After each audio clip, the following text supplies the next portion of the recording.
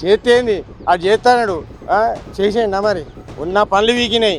Road ఈ పనులు బాందే బిల్డింగ్లు కూలగొట్టబట్టి ఉన్న గుళ్ళు కూలగొడుతుండే ఎల్లమ్మది కూలగొట్టిండట.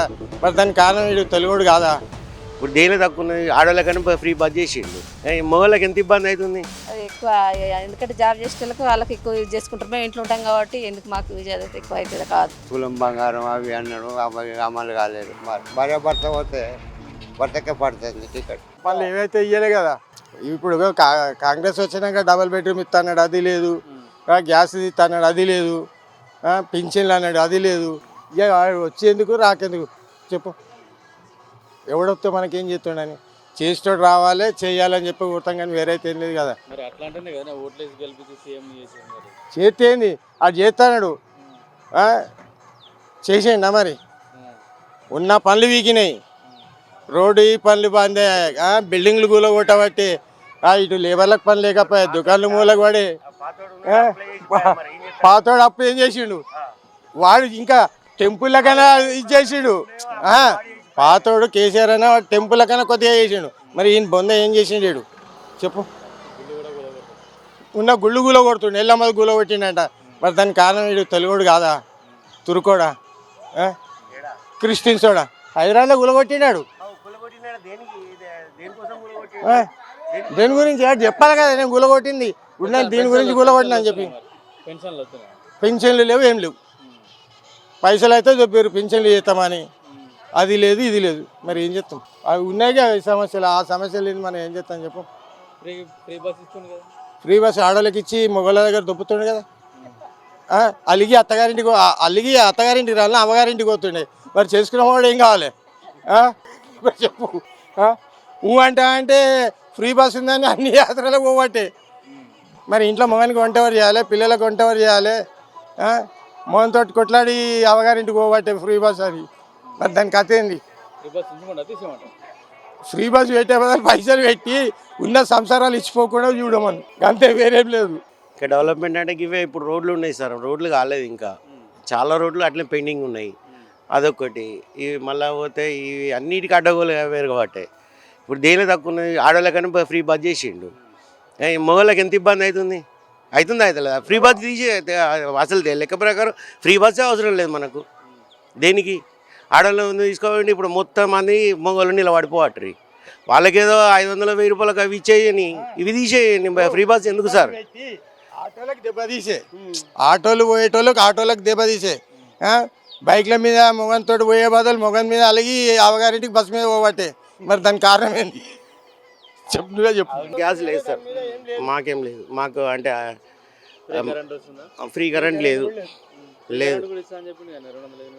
ఇస్తా అన్నాడు కానీ అంటే మాకు రాదట. నేను అంటే ఇప్పుడు దాదాపుగా అందరికి వస్తున్నాయి, నాకు లేదు. నేను ఐటీ కడుతున్నా, ఐటీ ఉన్నది నాకు. పెన్షన్లు ఏం లేవు సార్ మా ఇంట్లోనైతే. కాకపోతే ఇక పెన్షన్ ఇప్పుడు కొంతమందికి వరకు పాత అయితే నడుస్తున్నాయి, కొత్త ఇంకా కాలే. కొత్త పింఛన్లు చేస్తాను. సన్న బియ్యం అయితే కూడా ఇస్తాం. రేషన్ కార్డు నాకు అదే ఒక సన్న బియ్యం ఒకటైతే వస్తున్నాయి. తీసుకున్నది కరెక్టే ఇచ్చేసి దానికి కరెక్టే చేస్తే పనులు మంచిగా సంతోషం అనిపిస్తుంది.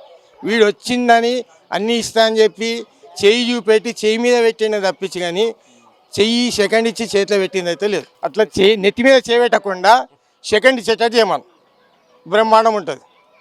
ఎవరైనా రాని, బీజేపీ రాని, టీఆర్ఎస్ రాని, కాంగ్రెస్ రాని, నోరుతో అన్నది చెయ్యాలి.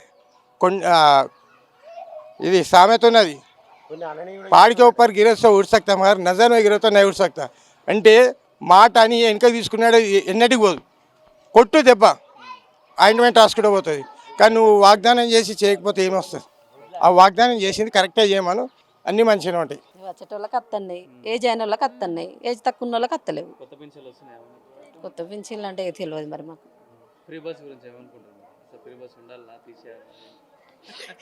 మాకు తెలియదు అది ఎక్కువ, ఎందుకంటే జాబ్ చేసే వాళ్ళకి ఎక్కువ యూజ్ చేసుకుంటారు. మేము ఇంట్లో ఉంటాం కాబట్టి ఎందుకు మాకు యూజ్ అయితే ఎక్కువ అవుతుంది కాదు. పని చేసుకునే వాళ్ళకు, తిరిగేటోళ్ళకి, అటు ఇటోళ్ళకు వాళ్ళకి ఎక్కువ. మేము ఎప్పుడో ఒకసారి పోతాం. అదే వాళ్ళ అట్లా అంటారు కానీ ఇప్పుడు మేము పని పిల్లలు ఇడిచిపెట్టుకొని వీళ్ళందరూ ఇడిచిపెట్టుకొని తిరిగాం కదా వాటిగా. ఏమైనా పని ఉంటే పోతాం, లేకపోతే లేదు అంతే. ఇక తిరగటోళ్ళు అంటే తిరుగుతారు కావచ్చు, అది మనకు తెలియదు. రోడ్లు ఇట్లున్నాయి ఒకటి, మిగతా అయితే ఓకే.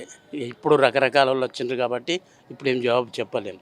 అంతా మున్నూరు కాపోలే, మేము మున్నూరు కాపే, ఎవరికి ఇవ్వాలన్నదే సమస్య, అంతే కదా. ఇక అంతకు ఎక్కువ చెప్పలేము. ఒకవేళ వాళ్ళు అంటుపెట్టినప్పుడు మొత్తం ఇండ్లు కనపడకుండా పొగ వస్తుంది మొత్తం. ఎన్నిసార్లు ఫోన్లు చేసి చెప్పినా కానీ వాళ్ళు కాలబెడుతూనే ఉంటారు. ఆ టైం వచ్చినప్పుడు అయితే అందరం తలుపులు పెట్టుకొని ఉండాల్సిందే.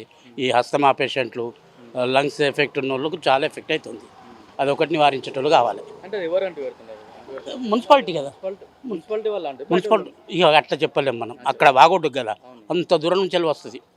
అట్లా హౌసింగ్ బోర్డు అయితే మొత్తం పోతుంది పొగతోని.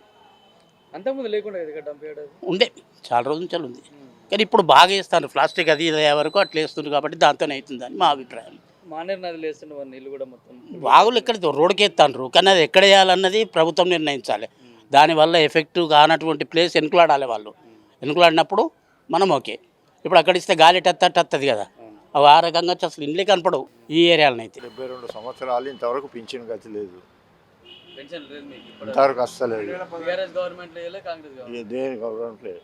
పోయిన ఫిబ్రవరిలో ఇన్స్పెక్షన్ చేసుకొని పోయారు మున్సిపాలిటీ వాళ్ళు, ఇంతవరకు ఇయ్యలే. అప్పుడు బీఆర్ఎస్ గవర్నమెంట్ కూడా ఇస్తామని చెప్తున్నారు కదా కొన్ని. ఇయ్యలేదు, నాకు రాలేదు. మీ ఏ వార్డు, మీకు ఆ వార్డులో ఉన్న సమస్య? 36. మీ ఇక్కడ సమస్యలు ఏమున్నాయి అసలు, ప్రాబ్లమ్స్ ఏమున్నాయి? సమస్యలు అంటే ఇప్పుడు మొత్తం అంతా రోడ్డు అన్నీ మంచిగా వర్క్ మంచిగానే జరిగింది.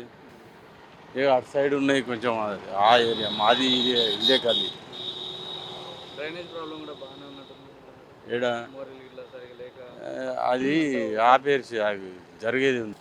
అక్కడ అటు సైడు అది కొత్త కట్టిరు కదా తుమ్మలు, అటు ఇంకా అది ఇండ్లు కరెక్ట్ కాలేదు, అటు కొంచెం అది ఉంది. ఇటంతా ఒకే రోడ్డు ఇట్లా షాప్ మంచిగా ఉంది. అంత డంప్ యార్డ్ తోటి మీకు ఏమైనా ప్రాబ్లం? అక్కడ డంప్ యార్డ్ వస్తుంది కదా, డంప్ యార్డ్ అంత వ్యర్థం వాసన పోగా మంచు అది అది. ఎట్లుంది, కాంగ్రెస్ బాగుందా, బీఆర్ఎస్ బాగున్నదా? ఇక ముగ్గురు చెప్పలేము, అంత ముగ్గురుతో అంటే 2 సంవత్సరాలుగా కాంగ్రెస్ గవర్నమెంట్లలో ఏమన్నా లాభం జరిగిందంటే ఇక మరి చచ్చిపోయే ప్రాణాన్ని కాపాడి. ఎట్లున్నది సర్కార్, ఎట్లున్నది? పాత సర్కార్ మంచిగా ఉందా, కొత్త సర్కార్ మంచిగా ఉందా, ఏంది? పాత సర్కార్ అంటే అప్పుడు చేసినవి ఉన్నాయి, కొత్త సర్కార్ అంటే కొన్ని అమలు అయినాయి, కొన్ని అమలు కాలేదు. పింఛన్లు అమలు కాలేదు, ఈ తులం బంగారం అవి అన్నాడు అమలు కాలేదు. కొన్ని అమలు అయినాయి, కొన్ని అమలు కాలేదు. ఎట్లా మరి ఫ్రీ బస్ పెట్టి ఆ మొగోళ్ళకు బస్ ఛార్జీలు పెంచండి కదా, మరి ఏమన్నా? అది మన మీద వేస్తాడు, మొగళ్ళ మీద వేస్తాడు. ఇప్పుడు పెద్దపల్లి నుంచి ఇక్కడికి 80 రూపాయలు, అంతకుముందు 38 రూపాయలు ఉండే. ఇప్పుడు డబుల్ ఛార్జ్. భార్య భర్త ఒకరి మీదనే పారేస్తాడు. ఇక భర్త పోతే భర్తకే పడుతుంది. ఇక మరి భార్య భర్త పోతే భర్తకే పడుతుంది టికెట్. అట్టుంది పరిస్థితి. ఫ్రీ కరెంట్ వస్తుందా? గ్యాస్ తక్కువ ధరకి ఇస్తాడు, 500 రూపాయలకి గ్యాస్ అన్నాడు. అవి ఇంకా పడతలేవు అన్న సార్, పడతలేవు సార్. ఇక వేస్తా అన్నా కానీ పడతలేవు అవి. మరి కొందరు పడతానే అంటారు, కొందరు పడతలేవు. తెలంగాణ పింఛని 6,000 చేస్తా అంటాను, అసుతం అంతే 4,000 అంతే అయిపోయింది. టీఆర్ఎస్ ప్రభుత్వంలో అయిపోయింది, వాళ్ళ పెన్షన్ అక్కడనే అయిపోయింది. 4,000 6,000 ఇస్తా అన్నాడు, అవి అంతే అయిపోయింది.